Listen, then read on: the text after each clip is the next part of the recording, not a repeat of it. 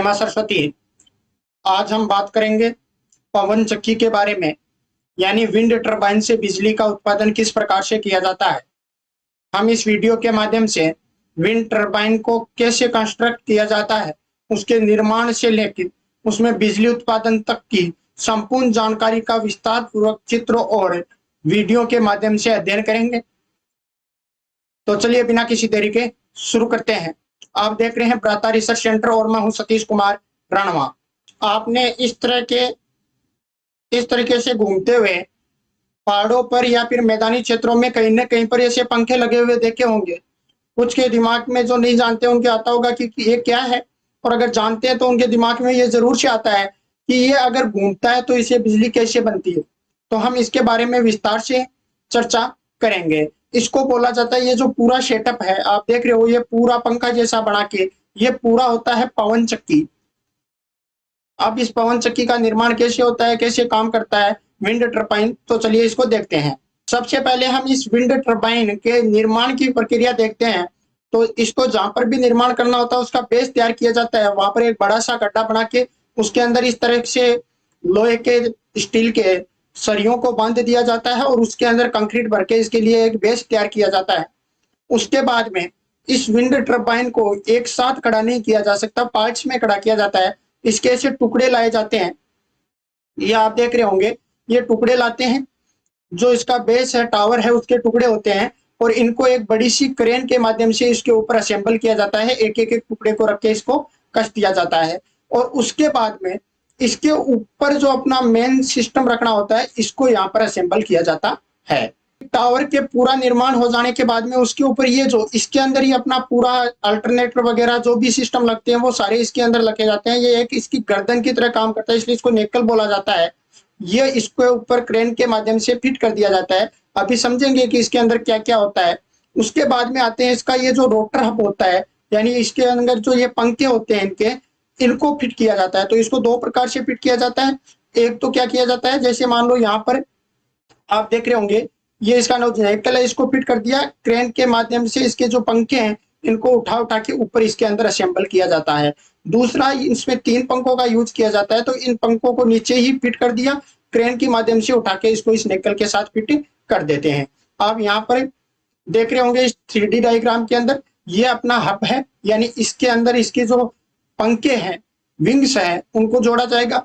उसके बाद में ये अपनी मेन शाफ्ट है, यहाँ पर आगे इसका गियर बॉक्स है, ब्रेक है और जनरेटर है। ये मेन चीजें इसके अंदर होती है, इनको हम अभी विस्तार से समझते हैं। इसके अंदर एक तो सबसे बड़ी जो समस्या आती है वो यही आती है कि इसके जो विंग्स होते हैं इनको लाना बहुत मुश्किल काम होता है, क्योंकि लगभग देखा जाए तो इसके एक विंग की जो ऊंचाई होती है वो 60 फीट के लगभग होती है। तो आप देख सकते हो, जैसे अपनी मंजिल 3 मंजिल या 4 मंजिल मकान है तो वो 60 फीट के लगभग लंबा होगा। इतना लंबा विंग इसको लाना, रास्ते के अंदर मोड़ पाना, ये मुश्किल होता है, क्योंकि इनको यहाँ पर असेंबल भी कहाँ किया जाता है, ऊंची जगहों पर, पहाड़ियों पर किया जाता है।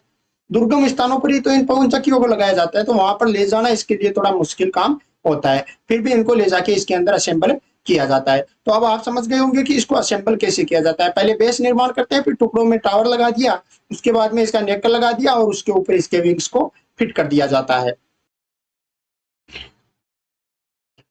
तो उम्मीद है कि आप इसका निर्माण तो समझ गए होंगे कि ये कैसे लगाया जाता है। अब देखो, सबसे बड़ी हम इसमें जितनी भी समस्याएं आती है उनका समाधान कैसे किया जाता है उसको स्टेप बाय स्टेप समझते हैं। तो आपने कहीं भी देखा होगा तो ऐसे पंखा घूमता हुआ देखा होगा, तो आपको ये लग नहीं रहा है कि ये पंखा बहुत धीरे धीरे घूम रहा है।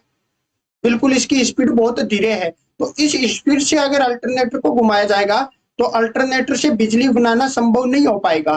तो इसके लिए हमें कुछ मैकेनिज्म लगाने पड़ेगी, कुछ जुगाड़ लगाना पड़ेगा। तो देखो इंजीनियर्स ने क्या किया, यहाँ पर तो आपको पता है कि इसके जो पंख है उनको लगाया जाएगा, हब है ये। उसके बाद में ये मेन शाफ्ट है, यानी ये पंखे घूमेंगे तो ये शाफ्ट भी इसके साथ क्या होगी, घूमेगी।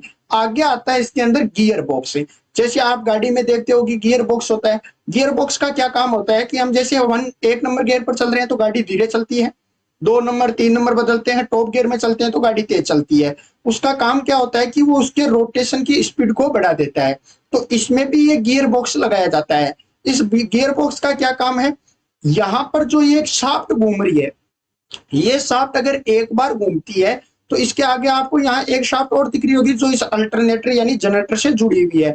तो ये शाफ्ट अगर एक बार घूमती है तो इस शाफ्ट को ये गियर बॉक्स 90 बार घुमा देता है, 90 बार रोटेट करवा देता है। यानी इसके घूमने का जो दर है, रेशियो है, वो 1:90, 1:90 है। और आजकल नयों में तो ये 100 तक पहुंच गया। इसका मतलब क्या हुआ, जो ये आप पंखा देख रहे हो, ये एक राउंड लगाएगा तो इसके अंदर जो ये गियर बॉक्स है ये इसको 90 चक्कर कटा देगा, 90 बार घुमा देगा। इसका मतलब ये अगर बाहर से धीरे भी घूमता है तो अंदर फुल स्पीड रहती है। ये होता है गियर बॉक्स का काम। तो गियर बॉक्स आप समझ गए होंगे कि क्या काम करता है। ये अगर मेन शाफ्ट यानी ये जो पंखे हैं ये धीरे घूमते हैं तो ये इसको 90 बार तक स्पीड को बढ़ा देता है।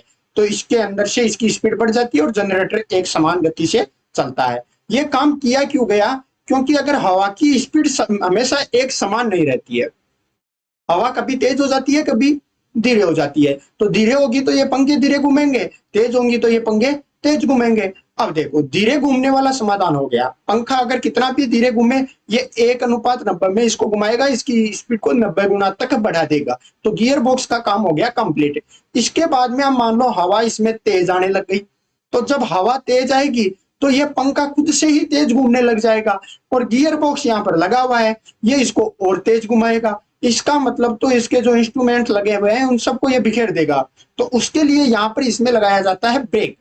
आप देख रहे होंगे ये गोल सा लगा हुआ है, इसको बोला जाता है ब्रेक। ब्रेक सिस्टम का क्या काम होता है कि अगर ये पंखा हवा से तेज घूम रहा है तो ये ब्रेक सिस्टम इस गियर बॉक्स से जो स्पीड बढ़ रही है उसको कम कर देता है और इसको वो सेम स्पीड देता है। जनरेटर को क्या करता है, ये सेम स्पीड देता है।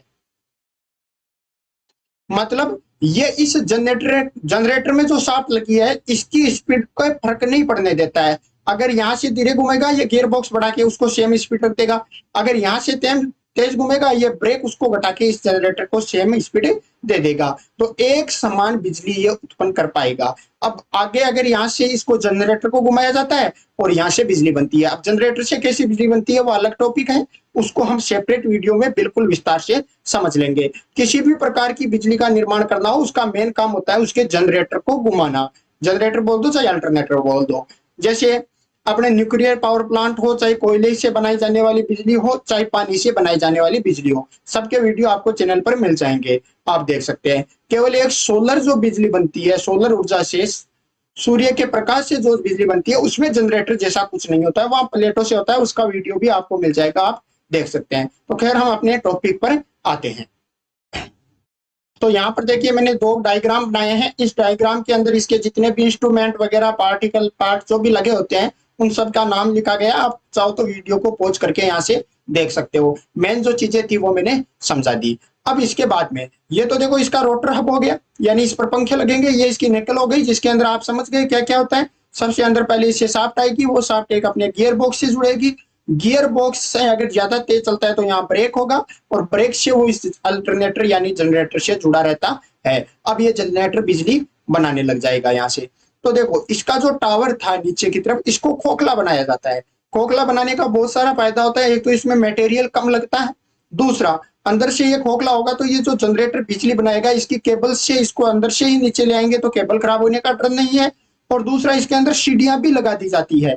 तो ऐसा ये अंदर से खोखला होता है, इसमें केबल वगैरह होती है, एक इसके अंदर सीढ़ी लगा दी जाती है। अगर कहीं पर कभी मेंटेनेंस करके इसको ऊपर जाना होगा तो इस सीढ़ियों से ऊपर जाके इसका मेंटेनेंस किया जा सकता है। अब तक आप इसकी पूरी प्रोसेस समझ चुके हो कि क्या क्या सिस्टम होता है। ये रोटर घूम रहा है, लेकिन अब इसके तेज घूमने कम घूमने की स्पीड समस्या जो है उसको तो हमने गियर बॉक्स और ब्रेक की सहायता से सोल्व कर दिया। अब इसमें एक चीज की दिक्कत और आती है, वो आती है कि जैसे कभी मान लो हवा इधर से चल रही है तब ये घूम रहा है, हवा इधर से भी आ सकती है, इसके पीछे से भी आ सकती है। हवा की दिशा बदलने पर इस पर प्रॉब्लम आ जाएगी, ये घूमना बंद कर देगा। क्योंकि अगर इसको हवा काटेगी तब तो ये घूमेगा, अगर हवा की दिशा बदल गई तो ये घूमना भी क्या कर देगा, बंद कर देगा। और हवा की दिशा बिल्कुल बदलती रहती है, बार बार बदलती रहती है। तो इसका समाधान करना जरूरी था।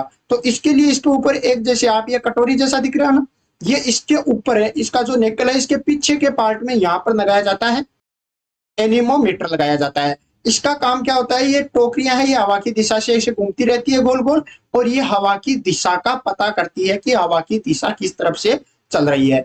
अब इसके लिए एक मैकेनिज्म और लगाई जाती है, इसकी हवा की दिशा वाली समस्या को समाधान करने के लिए इसके नीचे एक यो सिस्टम लगाया जाता है। आप यहाँ पर देख रहे होगे एक यो सिस्टम लगाया जाता है। यो सिस्टम का मतलब, योग का मतलब होता है घूमना, ठीक है। तो इस यो सिस्टम का क्या काम होता है, इसको हवा की दिशा में ये घुमा देता है। और योइंग का मतलब हो गया घूम रहा है, तो ये इसको हवा की दिशा में घुमा देगा। मतलब ये एनीमोमीटर इसको यो सिस्टम को बताएगा कि हवा की दिशा इस तरह बदल गई है। यो सिस्टम में देखो ऐसी मोटरें लगी होती है और यहाँ पर इसके गिरारे जैसे कुछ लगे होते हैं। तो जैसे ही हवा की दिशा बदलती है तो ये जो मोटर्स हैं ये घूमना स्टार्ट कर देती है, और जो अपना एनीमोमीटर बता रहा है इसको, उसके अकॉर्डिंग इस पूरी की पूरी ऊपर वाली गर्दन को पंखों के सहित ही ये इसको क्या करता है, जैसे देखो आप यहाँ देख पा रहे होगे ये घूम रहा है, ये इसको पूरी गर्दन को ही क्या कर देता है, घुमा देता है। तो यहाँ से इसकी ये समस्या का भी समाधान हो जाता है कि ये हवा की दिशा बदलने पर क्या करेगा। तो इस प्रकार से जो अपनी पवन चक्की होती है वो हवा की सहायता से हमें निरंतर बिजली देती रहती है। तो इस प्रकार से विंड टरबाइन के द्वारा बिजली का उत्पादन किया जाता है। अगर आपको ये वीडियो अच्छा लगा, ये जानकारी आपकी उपयुक्त है, तो इस वीडियो को लाइक कीजिए, शेयर कीजिए और इस चैनल को सब्सक्राइब भी कीजिए। तो जल्दी मिलते हैं अगले वीडियो के साथ, तब तक के लिए बने रहिए। जय हिंद, जय भारत।